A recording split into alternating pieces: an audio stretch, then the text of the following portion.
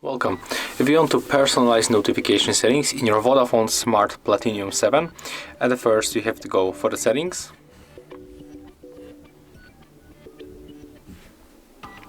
Next, let's move for the sound and notification.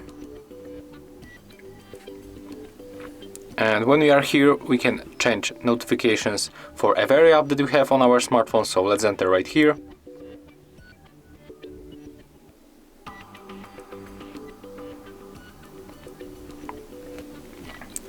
And right now we can, for example, pick one of these applications, this one.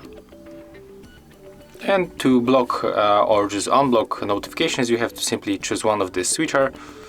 And that's all. Thank you guys for watching. Leave thumbs ups, comments and subscribe to our channel.